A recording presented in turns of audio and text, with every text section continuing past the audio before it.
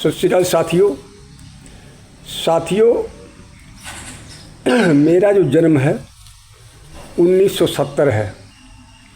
हमने श्रीमती इंदिरा गांधी जो प्रधानमंत्री थीं, जब से हमने देखना शुरू किया है कि किसका राज है। बीच में कई प्रधानमंत्री आए, राजीव गांधी जी के बाद और भी आए, और अब देख रहा हूँ प्रधानमंत्री मोदी जी का राज। साथियों, बैलेट पेपर और ईवीएम के चक्कर में बहुत बहस होती रहती है, तो मैं बताना चाहता हूँ आपको, क्योंकि मैंने आँखों से देखा है।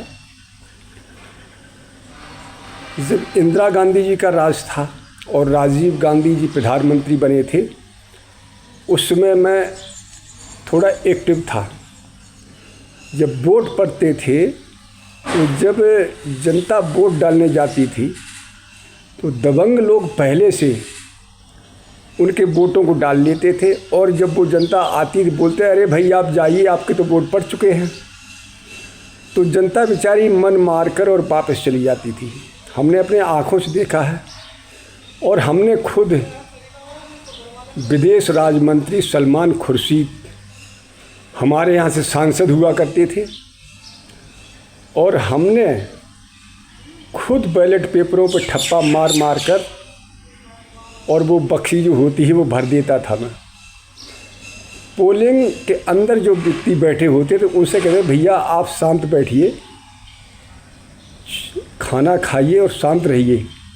मेरे साथ में और भी बहुत लोग होते थे, तो कोई बैलेट पेपर फाड़ता था, कोई उस पर ठप्पा लगाता था, कोई मोड़ता था, और वो पेटी भर देते थे। साथियों, उस समय का नज़ारा बता रहा हूँ, क्योंकि जब दबंग लोग आपस में जब भिड़ जाते थे वोट के चक्कर में तो बहुत मार तोड़ होती थी।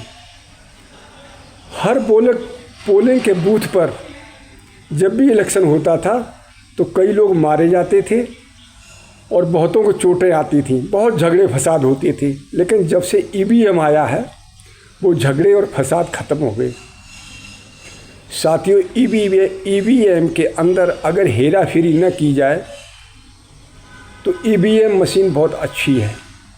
जनता में जो संघर्ष होता है वो संघर्ष बैलेट पेपर में होता था। आज ईवीएम के चक्कर में संघर्ष खत्म है, और न कोई ये कह पाता है कि आपका वोट पड़ गया है।